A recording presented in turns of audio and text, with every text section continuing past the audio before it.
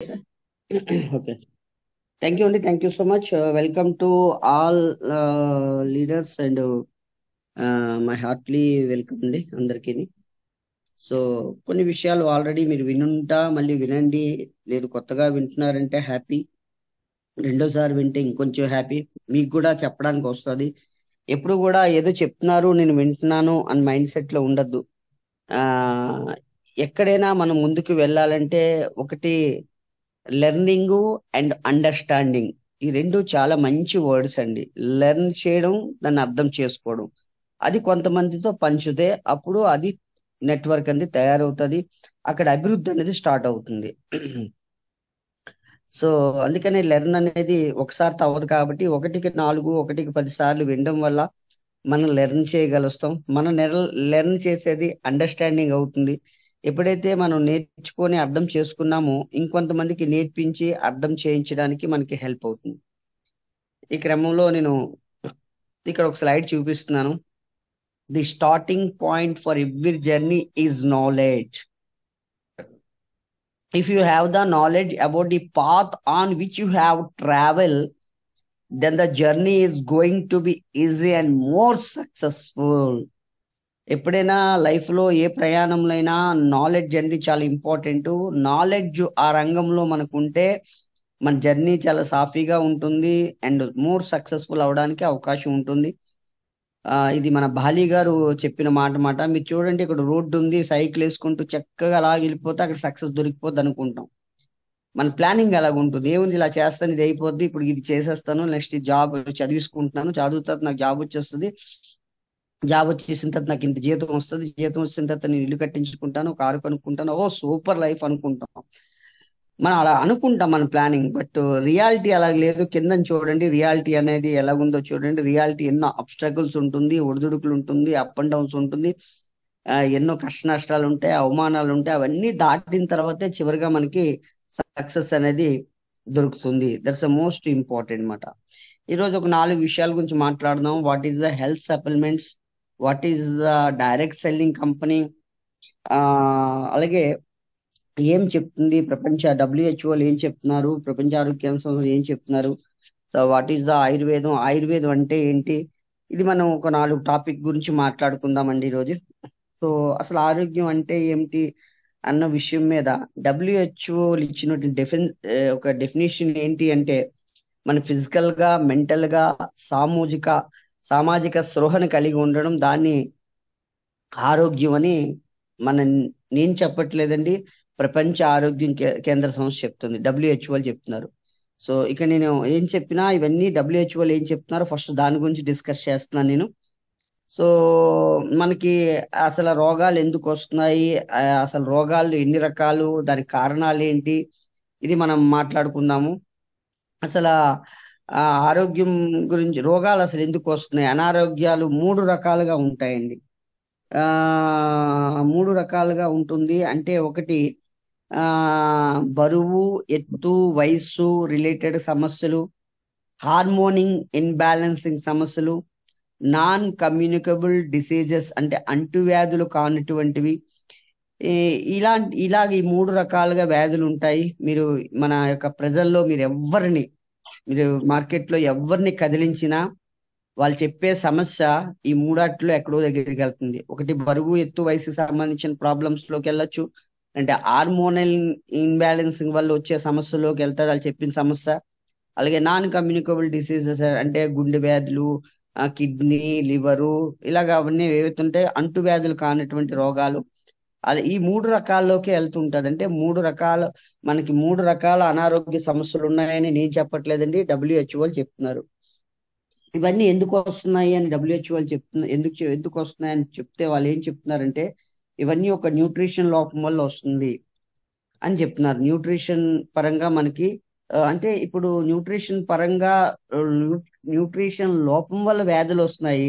దానికి సొల్యూషన్ ఏంటి అన్నప్పుడు మన ప్రపంచ ఆరోగ్య కేంద్ర సంస్థ వాళ్ళు ఏం చెప్తున్నారు, WHO ఏం చెప్తున్నారంటే, దానికి పరిష్కారం ఏంటంటే పోషకాలు లోపము అంటున్నాం కాబట్టి ఆ పోషకాలను మనం భర్తీ చేయడం వల్ల, ఆ పోషకాలు తిరిగి ఆ అవయవాలకి ఇవ్వడం వల్ల అదే పరిష్కారం అని చెప్తున్నారు. అయితే ఈ పోషకాలు మనం 3 రకాలుగా కూడా అందించవచ్చు అని చెప్పి మన WHO చెప్తున్నారు. ఒకటి దాన్ని డైట్ సప్లిమెంట్స్ అంటారు.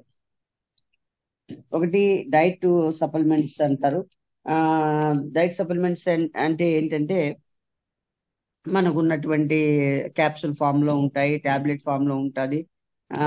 దాన్ని ఆల్టర్నేటివ్ మెడిసిన్ అని కూడా అంటారు, దాన్ని న్యూట్రాసిటికల్ అంటారు. ఇలాగ రకరకాలుగా పేర్లు ఉంటాయి. ఒక క్యాప్సూల్ ఫామ్ లో ఉంటాయి. ఎగ్జాంపుల్ మన దగ్గర అలోవెరా, స్పిరులినా, నూనె, కాల్షియము, ఇవన్నీ ఏవైతే ఉన్నాయో ఇవి డైట్ సప్లిమెంట్స్ అని చెప్పొచ్చు అన్నమాట. వీటిని మనం సప్లిమెంట్స్ అని అంటాం. ఇవన్నీ రకరకాలుగా మనం చెప్తూ ఉంటాము. అయితే ఇది ఒక రకమైనటువంటి, అంటే ఈ విధంగా, అంటే మనం ఈ క్యాప్సులు అంటే దీన్నే మనం ఇంకా ఏం ఏం చెప్పొచ్చు అంటే ఒక ఫోర్టిఫికేషన్ ప్రొడక్ట్స్ అంటాం. అంటే ఫోర్టిఫికేషన్ అంటే కొన్ని రకాలటువంటి పోషకాలు కలిగినటువంటి సప్లిమెంట్స్ రూపంలో. గౌరమ్మ, నువ్వు అన్మ్యూట్ లో ఉన్నావు, గుర్తుంచుకో. Okay sir. సో దీన్నే ఫుడ్ పేషన్ అంటమాట. సో ఈ రకంగా మనకి దగ్గర వెస్టేజ్ లో ఏమున్నాయంటే స్పిరులినా, నూనె, అలోవెరా, ఇవన్నీ ఫోర్టిఫికేషన్ ప్రొడక్ట్ అంటాము. దీన్నే సప్లిమెంట్స్ అంటామట. అయితే రెండో రకంగా కూడా మనం తీసుకోవచ్చు అని చెప్పేసి మన WHO వాళ్ళు చెప్తున్నారు. ఇది ఏంటి అంటే దీన్నే బలవర్ధకమైనటువంటి ఆహారము అని అంటామట. అయితే బలవర్ధకమైన ఆహారం అంటే ఏంటంటే మనం తీసుకున్న ఆహారంలో న్యూట్రిషన్స్ మనం ఉండొచ్చు, ఉండకపోవచ్చు.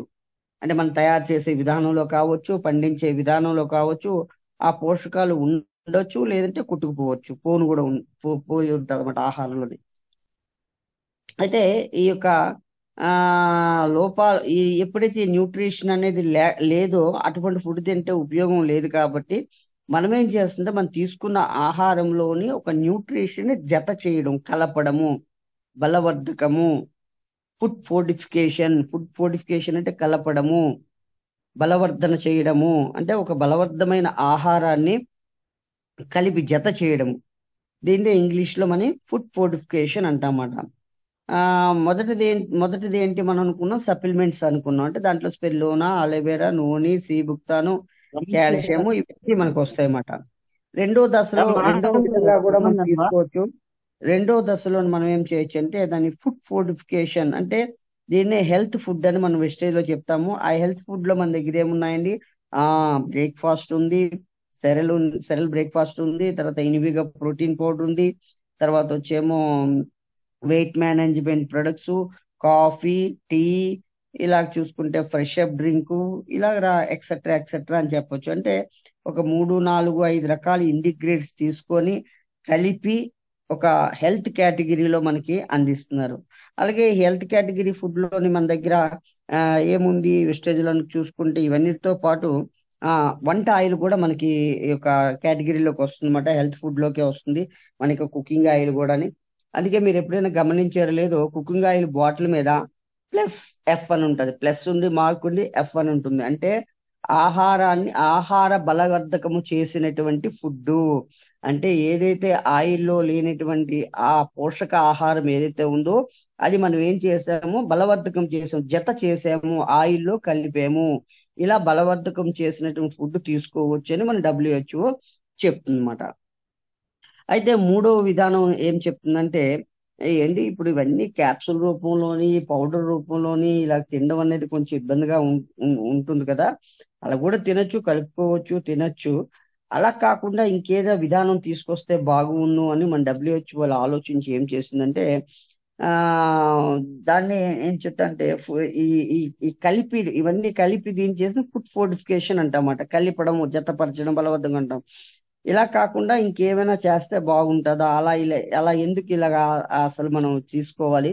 ఆ పంటలు పండే విధానంలోనే మంచి న్యూట్రిషన్ వాల్యూ ఉన్నటువంటి పంటలు దిగుబడి మనం సాధించుకుంటే బాగుంటుంది అని అప్పుడు WHO బయోఫోర్టిఫికేషన్, అంటే పంట ఎదిగే దశలోనే మంచి క్రాప్ వచ్చేటువంటి విత్తనాలు అభివృద్ధి చేసి అలా చేయగలిస్తే మనకి ఆ, ఆ అప్పుడు అదే బాగుంటుంది కదా అని దాన్ని బయో ఫుడిఫికేషన్ అంటామంట. బయో ఫుడ్ ఫోర్టిఫికేషన్ అని చెప్తామన్నమాట.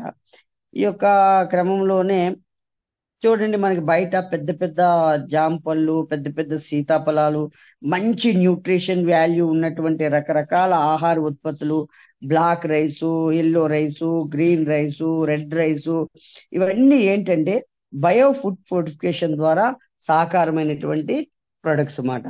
అంటే పంట ఎదిగేటప్పుడే తగిన న్యూట్రిషన్ కలిగే విధంగా ఉండేలా చూసుకున్నమాట. ఈ బయోఫోర్టిఫికేషన్ ఎప్పుడు వచ్చింది అని మనం కొంచెం ఆలోచన చేస్తే, ఏ, ఈ హరిత విప్లవం మనకి హరిత విప్లవం ఎప్పుడు వచ్చిందంటే 1968 సంవత్సరంలో వచ్చింది హరిత విప్లవం.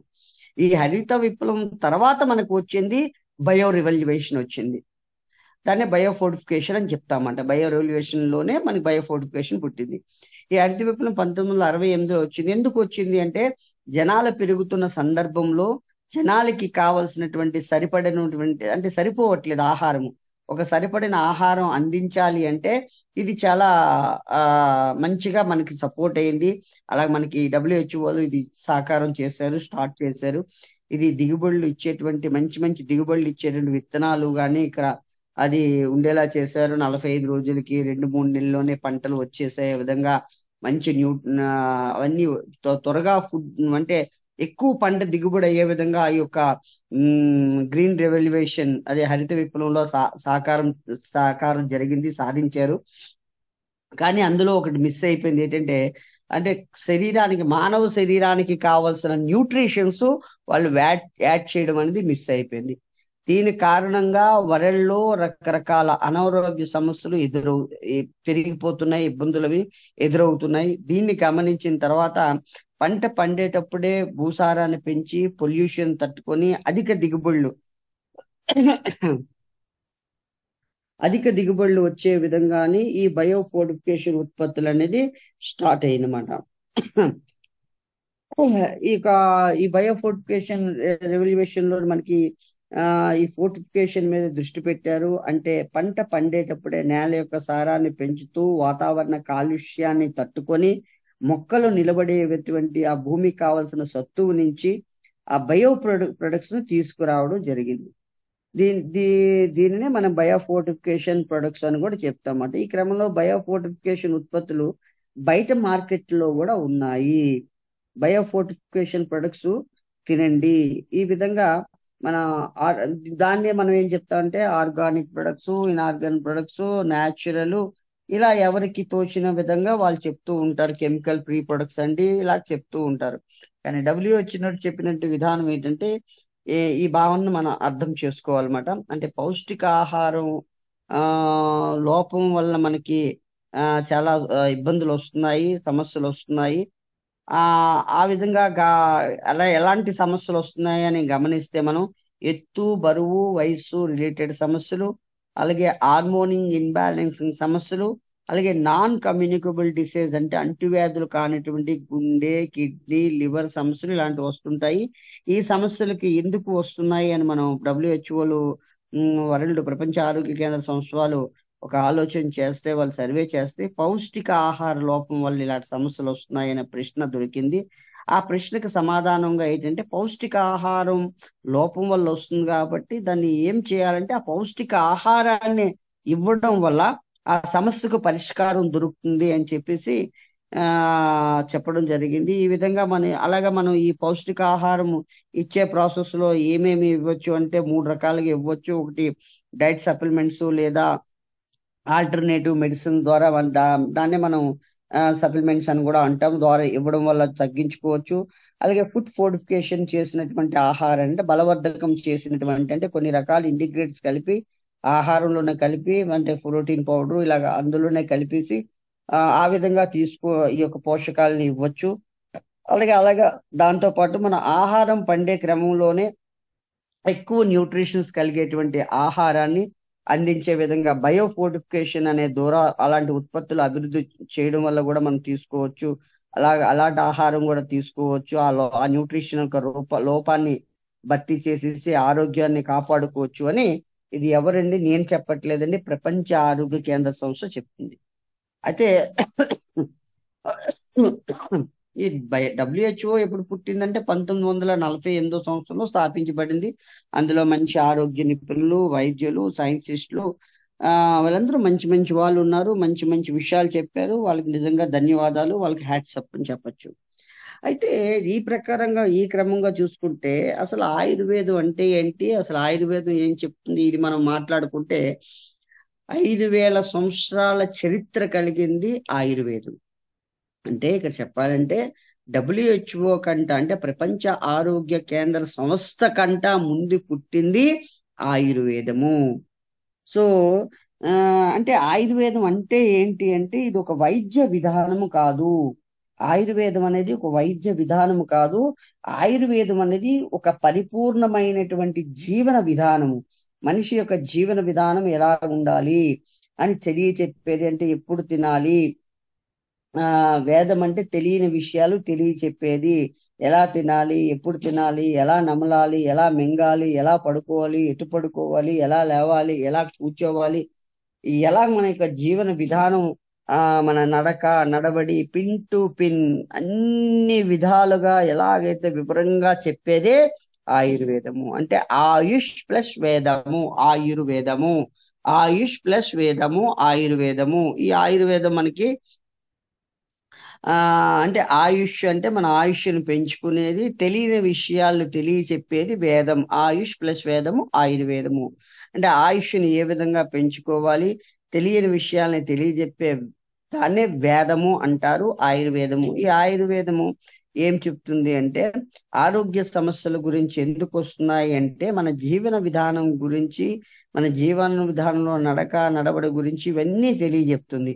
ఆయుర్వేదం ఆధారంగా అనారోగ్య సమస్యలు ఎలా వస్తాయి అని ఒక ఆ, వాళ్ళు ఏం చెప్తున్నారు, ఈ ఆయుర్వేద పరంగా ఏం చెప్తున్నారు, అక్కడ కూడా 3 రకాలుగా అనారోగ్య సమస్యలు వస్తున్నాయి, ఓకే, అని ఆయుర్వేదం చెప్తుంది. డబ్ల్యూహెచ్ఓలు కూడా 3 రకాలుగా వస్తుందని చెప్తున్నారు. వాళ్ళు ఏం చెప్తున్నారంటే ఎత్తు, బరువు, వయసు రిలేటెడ్, అలాగే తర్వాత హార్మోన్ ఇన్బ్యాలెన్సింగ్ కారణము, ఇంకొకటి చూసుకుంటే నాన్ కమ్యూనికబుల్ డిసీజ్, అంటువ్యాధులు 3 రకాలుగా అక్కడ చెప్తున్నారు. ఇక్కడ కూడా ఆయుర్వేదం ఏం చెప్తుంది, 3 రకాలుగా ఇక్కడ కూడా మనకి అనారోగ్య సమస్యలు వస్తూ ఉంటాయి. అందులో మొట్టమొదటిది ఏంటంటే విష సిద్ధాంతము. ఈ విష సిద్ధాంతం అంటే ఏంటంటే మన శరీరానికి పడనిది ఏది ఇచ్చినా అది విషముతోనే సమానము అని ఆయుర్వేదం చెప్తుంది. అది ఆహారం కావచ్చు, న్యూట్రిషన్ కావచ్చు, లేదంటే ఏదైనా కావచ్చు, ఏదైతే ఇస్తున్నామో ఆ ఇచ్చినది మన శరీరానికి పడకపోతే అది మనకి విషంతో సమానంగా అయిపోతుంది. సో కాబట్టి దీనికి పరిష్కారం ఏమిటి అని చెప్పి ఆయుర్వేదం ఏంటి అని మనకి ఏం చెప్తుందంటే శరీరానికి సరిపడేవి ఇచ్చి విషాన్ని నిర్మూలించమని చెప్తుంది. అంటే పడనివి ఇవ్వడం మానేసి శరీరానికి పడేవి ఇవ్వడం వల్ల విషాన్ని నిర్మూలించవచ్చు.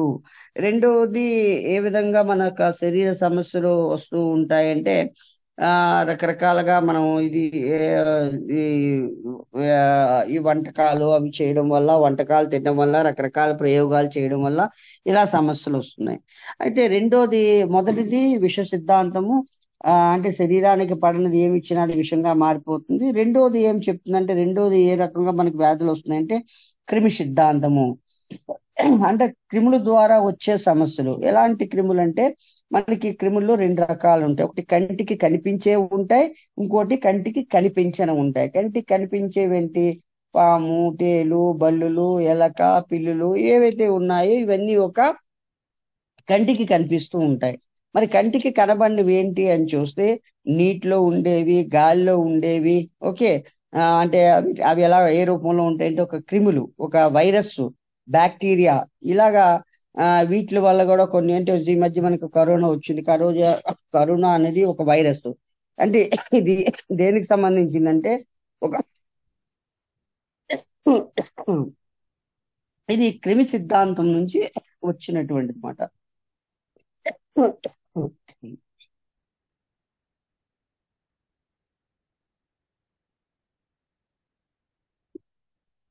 Thank you. అలాంటి సమస్యలు వస్తూ ఉంటాయి. ఇది క్రిమి సిద్ధాంతం అనేటువంటి చూడండి. ఒకసారి విష జ్వరాలు వస్తుంటే వైరల్ బాగా ఉంది అని చెప్తుంటారు.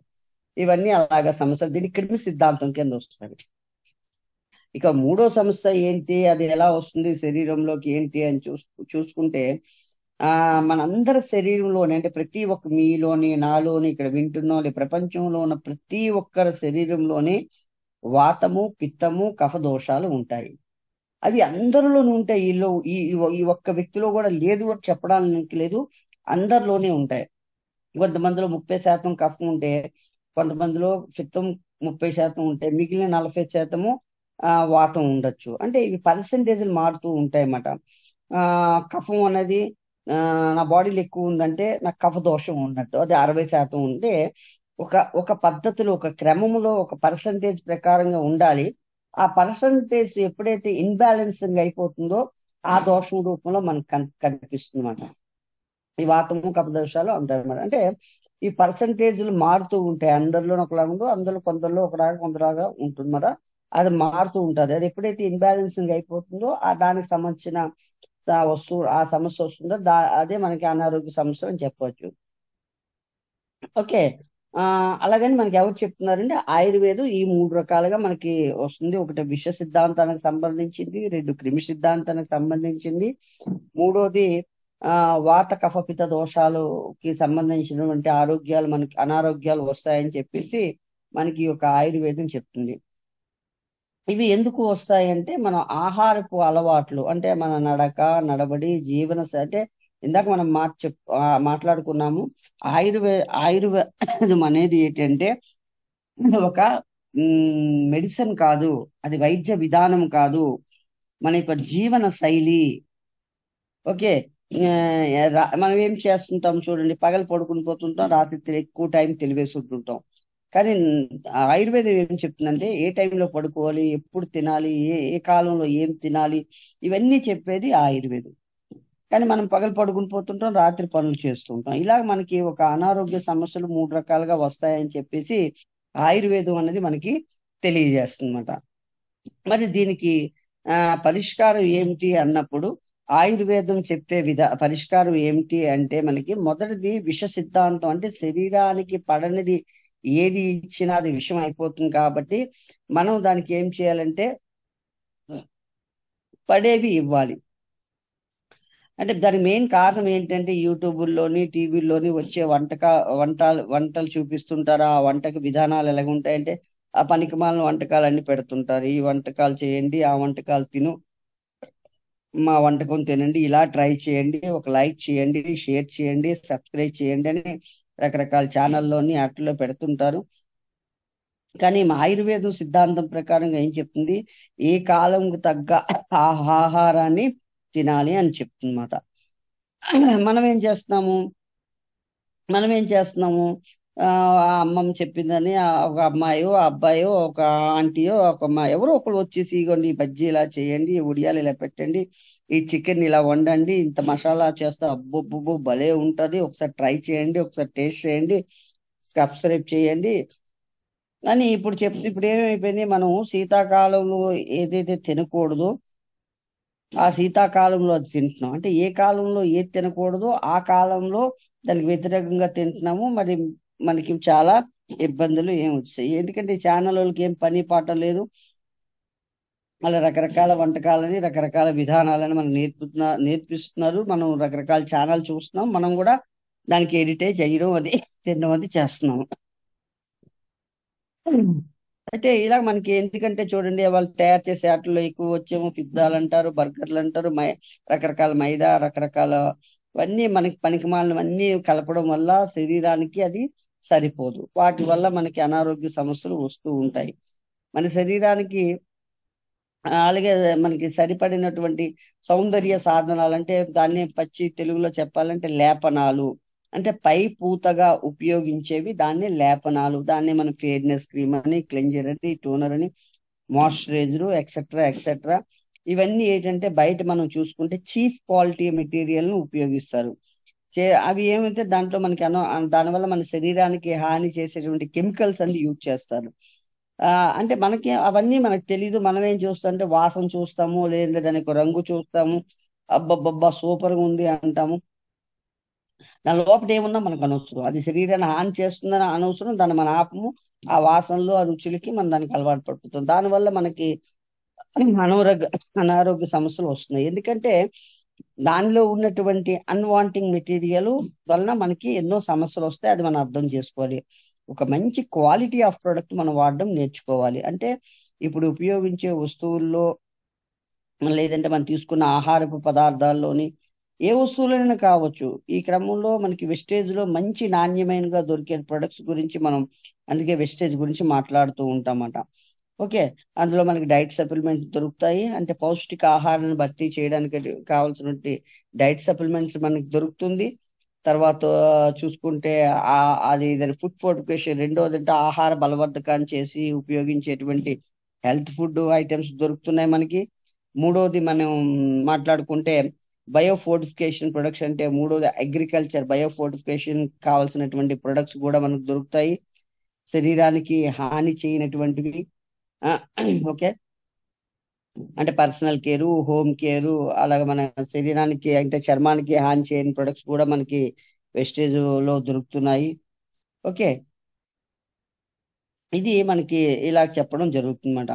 అంటే ఆయుర్వేద విష సిద్ధాంతానికి ఆధారితమైనటువంటి ప్రొడక్ట్స్. రెండోది క్రిమి సిద్ధాంతానికి ఆధారమైన ప్రొడక్ట్స్ మన దగ్గర ఏమున్నాయో మనం చూసుకుంటే డిటాక్సిఫై ఫుడ్ ప్యాచ్, తర్వాత టాక్సీ క్లీను, తర్వాత హెయిర్ ప్యూరిఫైర్, వాటర్ ప్యూరిఫైర్, ఇవన్నీ డిటాక్సిఫైడ్ ప్రొడక్ట్స్ అన్నమాట. క్రిమి సిద్ధాంతానికి ఆధారితంగా మన దగ్గర ఉన్నటువంటి ప్రొడక్ట్స్ మన దగ్గర దొరుకుతున్నాయి. అలాగే అగ్రికల్చర్ లో బయో ఫోర్టిఫికేషన్ సంబంధించిన ప్రొడక్ట్స్, అగ్రికల్చర్ ప్రొడక్ట్స్ ఉన్నాయి. అసలు మనకి ఈ యొక్క ఆయుర్వేదం ఏం చెప్తుందంటే ఆల్కలైన్ వాటర్ తాగమని అదేం చెప్పట్లేదు. ఆయుర్వేదం ఏం చెప్తుందంటే మనకి మంచి శుద్ధమైన వాటర్ తాగండి అని చెప్తుంది. మన ఇప్పుడు రకరకాలుగా కంగన్ వాటర్ అని ఆ వాటర్ అని లక్షలు లక్షలు అంటే జపాన్ మంచినీళ్ళు, అమెరికా ఫుడ్, ఇంక ఇండియాలో ఏ గడ్డి దొరకట్లే. ఇలా మనకి మనం విధానం అంతా సంస్కృతి అంతా మారిపోతుంది. పాత పద్ధతులన్నీ ఇదైపోతున్నాయి. సో ఈ క్రిమి సిద్ధాంతంలోకి మంచినీళ్ళు, మంచి వాటర్ మనం వెస్టేజ్ త్రూగా మనం అందిస్తున్నాము. ఇంకా మూడోది ఆయుర్వేదం ప్రకారంగా చూసుకుంటే వాతం, పిత్తం, కఫ దోషాలు మన యొక్క లైఫ్ స్టైల్లో ఏదైతే మనం శ్రమ పెడుతున్నామో, మన యొక్క అలవాట్లు కానీ, మన యొక్క షెడ్యూల్ కానీ, ఈ ఎప్పుడు పడుకోవాలి, ఎప్పుడు లెగాలి, ఇవన్నీ ఏవైతే ఉన్నాయో యొక్క లైఫ్ విధానాన్ని కరెక్ట్ చేసుకుంటే ఈ వాత కఫ విష పిత్త దోషాలు మనకి ఉండవు. అవి ఇన్బ్యాలెన్సింగ్ అయిపోతున్నాయి. కాబట్టి ఇన్బ్యాలెన్సింగ్ అవ్వకూడదు అనుకుంటే ఉదయాన్నే 5 గంటలకే లెగడము, ఎక్సర్సైజ్ చేయడము, ఏవైతే ఇవన్నీ మనం చేయలేకపోతున్నాం. ఆ క్రమశిక్షణలో మనం అలాగ మన జీవన విధానాన్ని సాగించగలిస్తే ఈ యొక్క యొక్క ఆయుర్వేద ప్రకారంగా ఈ వాత కఫ పిత్త దోషాలు మనం తగ్గించుకోవచ్చు, నివారణ చేసుకోవచ్చు అని ఆయుర్వేదం చెప్తుంది. ఆయుర్వేదం అనేది ఎప్పటిదో ఉన్నది. నిన్న మొన్న వచ్చినటువంటి WHO కంటే గొప్పది అని మనం చెప్పొచ్చు మాట. ఇప్పుడు మనం గమనించవలసిన విషయాలు, అర్థం చేసుకోవాల్సిన విషయాలు ఏమిటి అంటే, మన దగ్గరికి ఒక డైరెక్ట్ కంపెనీ ఏది వచ్చినా అది జ్యూస్ అంటాడు, లేదంటే మా దగ్గర పౌడర్ రూపంలో ఉంటుంది, జ్యూస్ రూపంలో ఉంటుంది అంటే రకరకాలుగా దీన్ని మనం ఏ విధంగా అర్థం చేసుకోవడం. వీళ్ళ దగ్గర ఫుడ్ ఫోర్టిఫికేషన్ ప్రొడక్ట్స్ అంటే కొన్ని రకాల ఇంటిగ్రేట్స్ కలిపి తయారు చేసిన ఒక లిక్విడ్ రూపంలో ఉందా, వీళ్ళ దగ్గర పౌడర్ రూపంలో ఉందా, ఇవి ప్రొడక్ట్స్ సేమే ఎక్కడ చూసినా, ఏ కంపెనీ చూసినా. కాకపోతే బయట ప్లాన్లు, వాళ్ళకి ఇంటిగ్రేట్స్, వాళ్ళకి సిస్టమ్ వేరుగా ఉంటుంది. కానీ ఇవే ఉంటాయి. మన దగ్గర కొనడం వల్ల యూజ్ ఏంటి అన్నది మనం చెప్పాలి. మన దగ్గర కొనడం వల్ల డిస్కౌంట్ రూపంలో వస్తుంది, మనకి ఆఫర్స్ వస్తున్నాయి. అలాగే సిఎన్సి అనే ఆఫర్ ఒకటి ఉంది, చాలా అద్భుతమైన ఆఫర్. 4 నెలలు కొనుక్కుంటే 5వ నెల ఫ్రీ వస్తుంది. అలాగే మనకి క్యాష్ బ్యాక్ వస్తుంది. అలాగే మన దగ్గర చూసుకుంటే కార్ ఫండ్ ఉంది, ట్రావెల్ ఫండ్ ఉంది. ఇలాగ రకరకాలుగా మనకి ఎన్నో బెనిఫిట్స్ ఉన్నాయని కొత్త వారికి ఇవన్నీ మనం ఎక్స్ప్లెయిన్ చేయడం చెప్పాలి. అంటే కొత్త కంపెనీ వచ్చినప్పుడు ఆ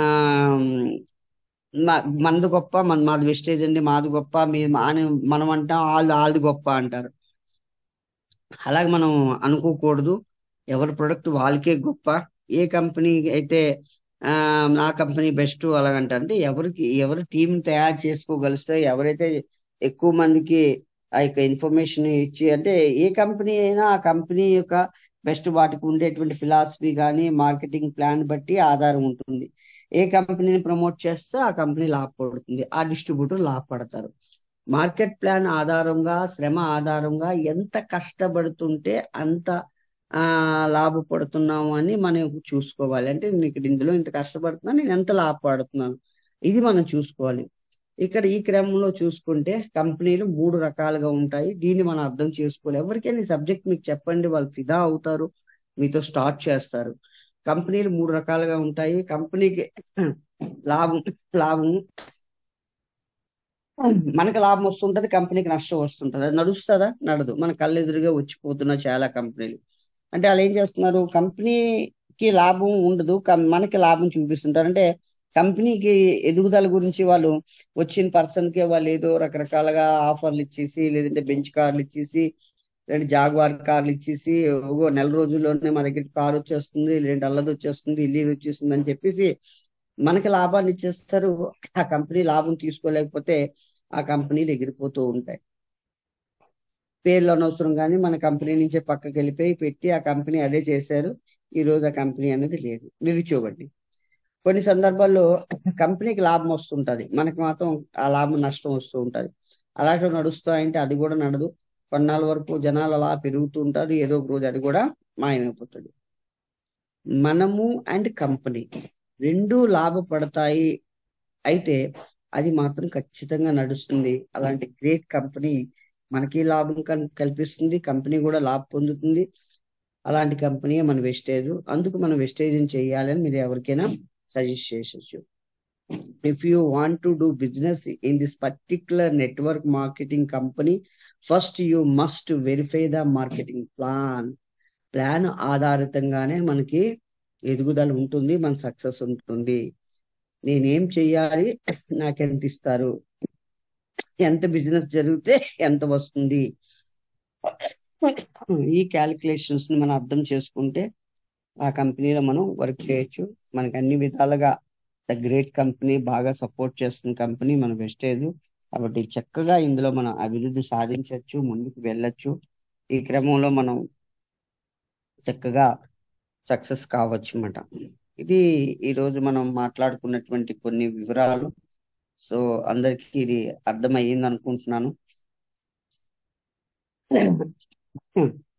సో ఇది అర్థం చేసుకోండి. ఇందులో విధానాలు, అసలు WHO ఏం చెప్తుంది, కంపెనీ అంటే ఏంటి, direct selling company, direct company అంటే ఏంటి, డైరెక్ట్ కంపెనీలు అన్ని ఒకటేనండి. కాకపోతే ఒక ప్రొడక్ట్ విధానం బట్టి వాళ్ళు తయారు చేసే విధానం అన్ని ఆ పోషకాలతో కలిపి తయారు చేసిన ప్రొడక్ట్సే. కాకపోతే మనం దాన్ని అర్థం చేసుకొని ప్రమోట్ చేయడం అనేది ఉంటుంది. మన కంపెనీ గొప్ప అని ప్రమోట్ చేయండి, అంతేగాని మీది వేస్ట్ అలా మీరు ఎక్కడా మాట్లాడద్దు. ఎందుకంటే అసలు సబ్జెక్ట్ ఇప్పుడు మనకు అర్థమైంది. ఇప్పుడు మనందరం ఆలు తీసుకుంటున్నారు, ఆ ప్రకృతి నుంచి, వనమూలికల నుంచి, వాటి నుంచి మన కంపెనీ తెస్తుంది. మన అందరికీ తల్లి ఆయుర్వేదం. సో కాబట్టి ఆ తల్లిని మనం గౌరవించడం అనేది మన బాధ్యత. కాబట్టి మనం ఎవరిని కించపరచొద్దు, ఎవరికి ఇది చేయొద్దు. చక్కగా ఓకే ఇది చేయండి, ఓకే మా దగ్గర ఈ ప్రొడక్ట్ లేదండి, మీ దగ్గర ఇది ఉందా అంటే ఖచ్చితంగా వాళ్ళ దగ్గర నుంచి మన ప్రొడక్ట్ కొనుక్కొని వాడుకోవచ్చు కూడా. అలాగే ఒకరికొకరు కోఆపరేట్ చేసుకుంటూ, కాకపోతే మన ప్లాన్ బెస్ట్ గా ఉంది కాబట్టి ఈ ప్లాన్ ప్రజెంటేషన్ చేయడం వల్ల ఇక్కడ ఉంటే మనకి లాభం వస్తుంది, కంపెనీ లాభం పొందుతుంది అనే విషయం వాళ్ళకి అర్థమవుతుంది. వాళ్ళు మనతో కలిసి జర్నీ చేయడానికి హెల్ప్ అవుతుంది అన్నమాట. ఇది ఈరోజు ఈ విషయాలండి.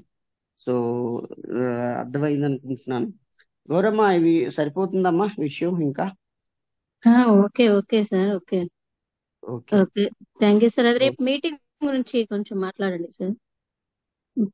రేపు మనకి గుంటూరులో వండర్ఫుల్ సెషన్ ఉంది. Hour great Mahaguruji, hour God, మన యొక్క మెంటర్ మిస్టర్ సుబ్బయ్య శెట్టి గారు, నెలకి 46.5-47 లక్షలు తీసుకున్న వ్యక్తి మనకి గుంటూరు రావడం జరుగుతుంది.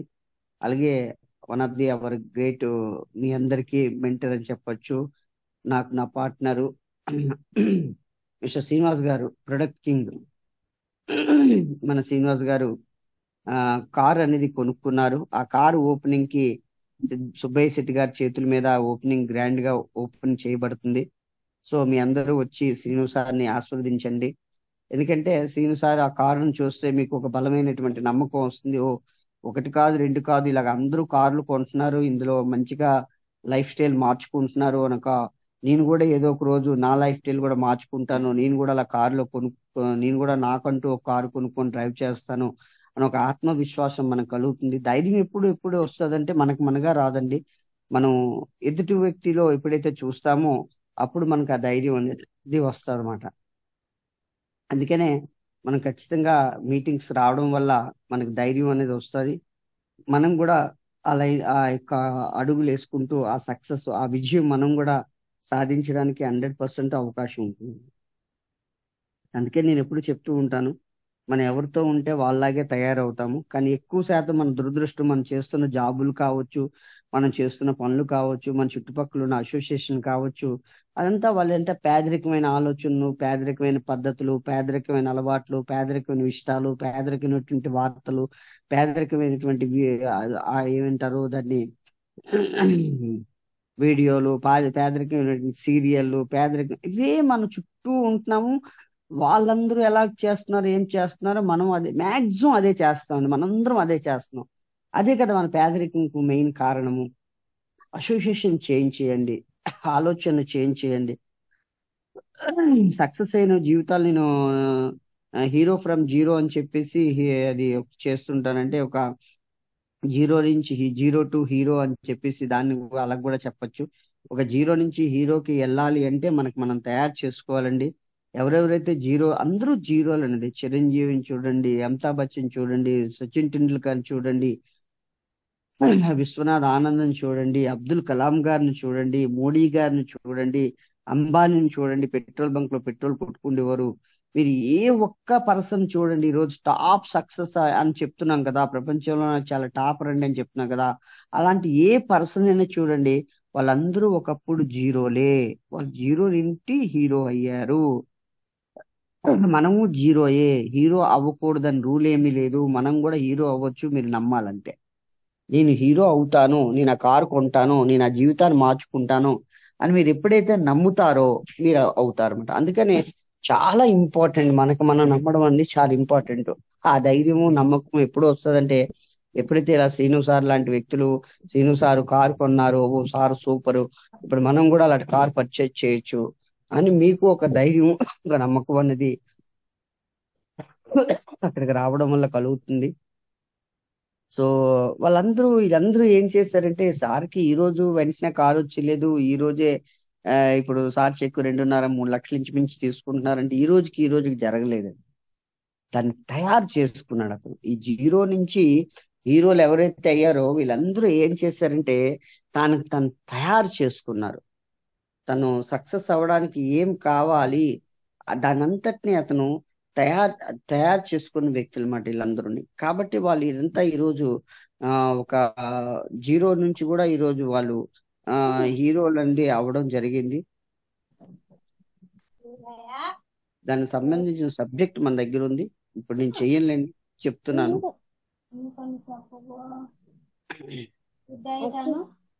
వీళ్ళంతా ఏం చేశారంటే తను తయారు చేసుకున్నారు. బంగారాన్ని ఎలాగైతే మరగబెట్టే మంచి మంచి హారాలు. ఎవరమ్మా మాటలు, ప్లీజ్ మ్యూట్ లోకి వెళ్ళండి అమ్మా. సంధ్యారాణి. వీళ్ళందరూ తను తయారు చేసుకున్నారు ఒక జీరో నుంచి హీరో అవ్వడానికి. వాళ్ళందరూ వీళ్ళందరూ అంతే, మోడీ గారు వీళ్ళందరూ అంతే. సో కాబట్టి ఎప్పుడైతే మనం ఇగో బ్రిజ్ మోహన్ లాల్ మంజాల్ ఇతను అంటే ఒక సైకిల్ పార్ట్స్ ఏవైతే ఉన్నాయో, సైకిల్ స్పేర్ పార్ట్స్ ఏవైతే ఉన్నాయో అవి అమ్ముకుంటూ జీవితాన్ని మొదలు పెట్టారు. ఈరోజు hero Honda showroom, hero Honda ఏదైతే ఇది ఉందో దానికి అధినేత అనమాట. ఇందిరా ఈ ఫెప్సికో ఆవిడ కూడా ఫెప్సికో యజమాని, ఫెప్సికోలా ఉంది కదా, ఫెప్సికో ధీరుభాయ్ అంబానీ.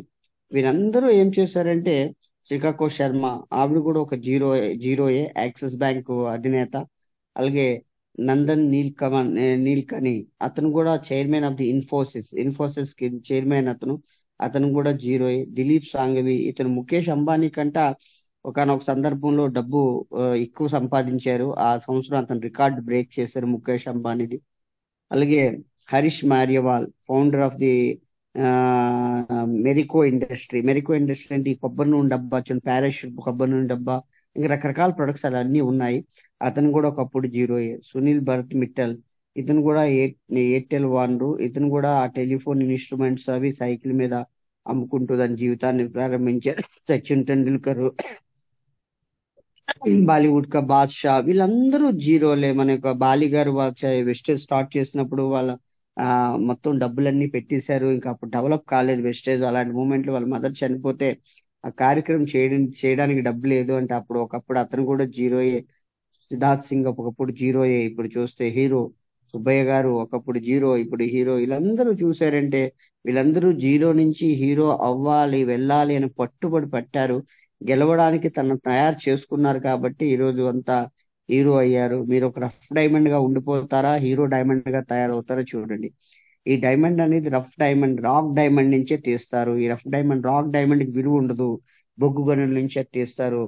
దాంట్లో 4 క్వాలిటీస్ ఉంటాయన్నమాట. ఒకటి ఏంటంటే కలర్ ఉంటుంది, క్లారిటీ ఉంటుంది, క్యారెట్ ఉంటుంది. ఈ 3 గుణాలు దాని లోపట ఉంటేనే దాని ఈ యొక్క గోల్డ్ స్మిత్ కంసాలి అంటారు కదా, అది కొట్టి కొట్టి కొట్టి పాలిష్ చేసి రకరకాల రూపాల్లో దానికి కట్ చేసి దాన్ని తయారు చేస్తాడు. దాని లోపట క్వాలిటీ లేకపోతే దాన్ని ఎవరు తయారు చెయ్యలేరు.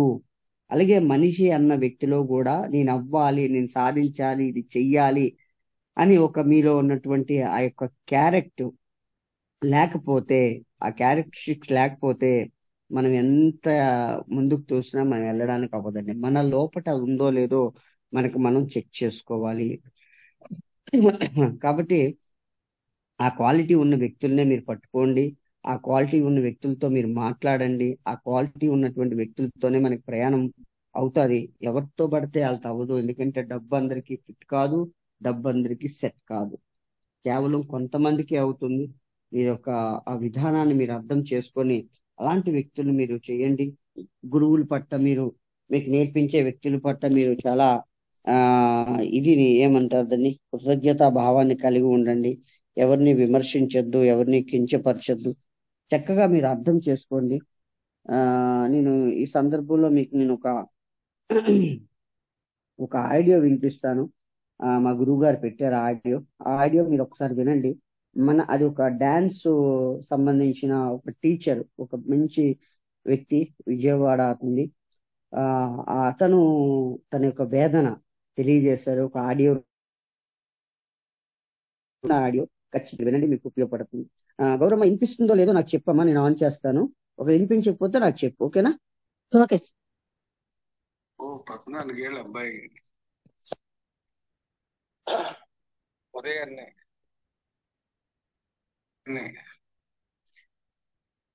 4ంటికి నిద్ర లేచి 5ంటికల్లా గుంటూరు రైల్వే స్టేషన్ కి చేరి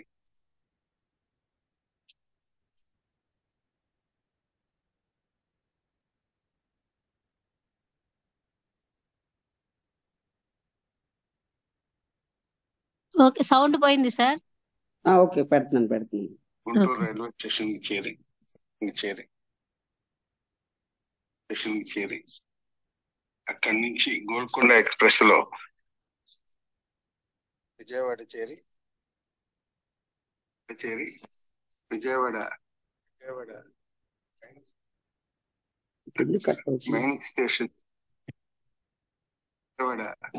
మెయిన్ స్టేషన్ దగ్గర నుంచి సత్యనారాయణపురం స్టేషన్ పక్కన ఉన్నటువంటి ఒక టీచర్ గారి దగ్గరికి భరతనాట్యం నేర్చుకోవడానికి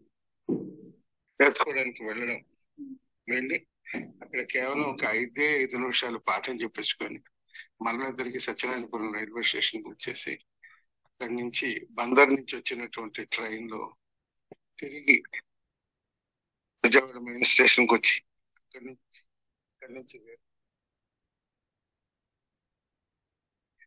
నుంచి వేరే ట్రైన్ లో గుంటూరుకు వచ్చి మళ్ళా తిరిగి చదువు, సంధ్య ఇలాంటివన్నీ చేసుకొని భరతనాట్యం డిప్లొమాలు, డిస్టింక్షన్ పరీక్షలో రాశాడు. దీనికి కారణం అతని ఏకాగ్రత తప్ప, తను చేసినటువంటి కృషి తప్ప మరొక విషయం లేదని మీ అందరికీ అర్థమవుతుంది. ఒకరోజు అంత దూరం ప్రయాణం చేసిన తర్వాత ఇవాళ నాకు ఓపిక లేదు, పాఠం చెప్పాలండి అని చెప్పేసి 5 నిమిషాల పాఠం లేకుండా కూడా వెనక్కి తిరిగి వచ్చినటువంటి రోజులు ఉన్నాయి. దీని వెనకాల కేవలం గురు భక్తి మాత్రమే ఉంది. వాటి రోజున టీచర్ల పరిస్థితి చాలా దారుణంగా ఉందన్న సంగతి. ఎందుకంటే టీచర్ ఎత్తైన ఆసనం మీద కూర్చొని విద్యార్థుల కింద కూర్చొని పాఠం వినేటువంటి వాళ్ళు ఒకప్పుడు. ఇవాళ టీచర్లు నిలబడాలి, పిల్లలు సుఖాసీనులై పాఠం వింటున్నారు. ఒకప్పుడు పాఠం రాకపోతే విద్యార్థి తల్లిదండ్రులను పిలిచి, ఏమ్మా ఇంట్లో వాళ్ళు ప్రాక్టీస్ చేస్తున్నారా, వాళ్ళు చదువుతున్నారా, సరిగ్గా చేస్తున్నారా అని చెప్పేసి అడిగేవాళ్ళు. ఈ రోజు పిల్లల ముందే గురువుని ఏంటంటే ఏం చెబుతున్నారు అది ఇది అనేటువంటి పరిస్థితులు ఆసన్నమని.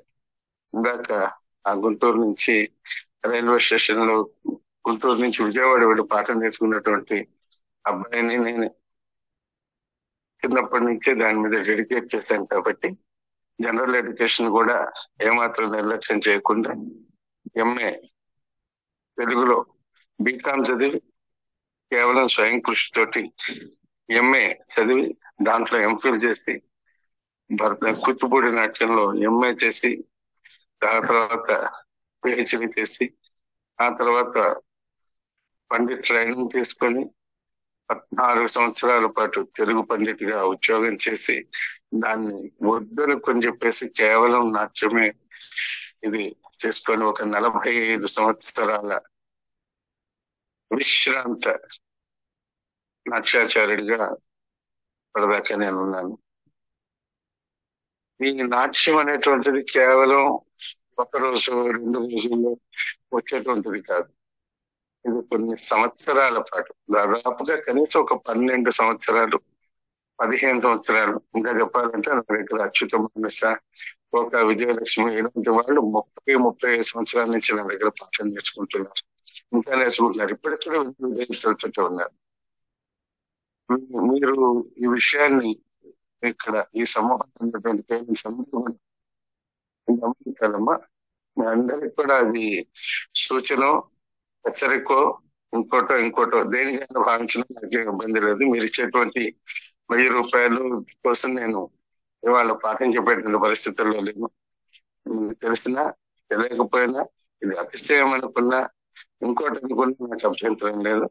ఇవాళ యావత్ భారతదేశంలో నేను కూడా కూచిపూడి నాట్యానికి సంబంధించి ఒక ఉన్నతమైనటువంటి పొజిషన్ లో ఉన్నటువంటి వ్యక్తిని. నాకు ప్రభుత్వం నుంచి 2 ఫెలోషిప్లు కూడా వచ్చినాయి. ఈ విధంగా నేను నెలకి 80,000 రూపాయలు గవర్నమెంట్ నుంచి ఉండేటువంటి అవకాశం కూడా ఉంది. కాబట్టి పైగా ఇంకోటి, ఇక్కడికి డాన్స్ క్లాస్ లో చేరమని ఏనాడు నేను ఎవరిని అడిగినటువంటి ప్రసక్తి కూడా లేదు, దాని ప్రసక్తి కూడా రాదు. కాబట్టి ఈ 45 సంవత్సరాల్లో మా ఇంటి ముందు బోర్డు కూడా పెట్టలేదు.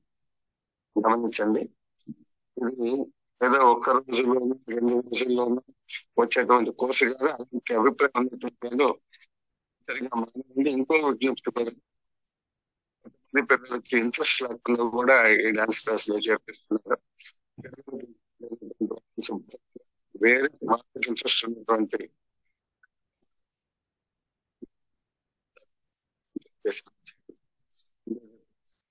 ఇవాళ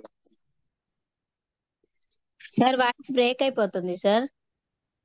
తప్పనిసరిగా నేను సీరియస్ గా కనిపిస్తుంది, దాన్ని గమనించుకోండి. ఆనందంగా మానేయచ్చు.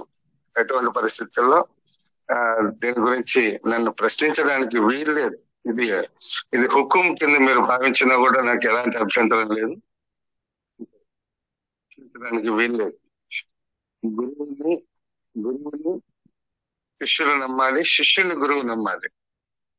ఇటువంటి పరిస్థితులు ఉంటేనే ఈ లలిత కళలు వస్తాయి. ఈనాటికి కూడా ఈ లలిత కళలు మాట్లాడేందుకు నమస్కారం పెట్టేటువంటి ఒక సంస్కారం కలిగింది. కాబట్టి మాట్లాడే మాట్లాడే ఈ కళని ఇచ్చేటువంటి వాడు మాత్రమే ఈ డాన్స్ క్లాస్ కదా మాట్లాడేటువంటి వాడు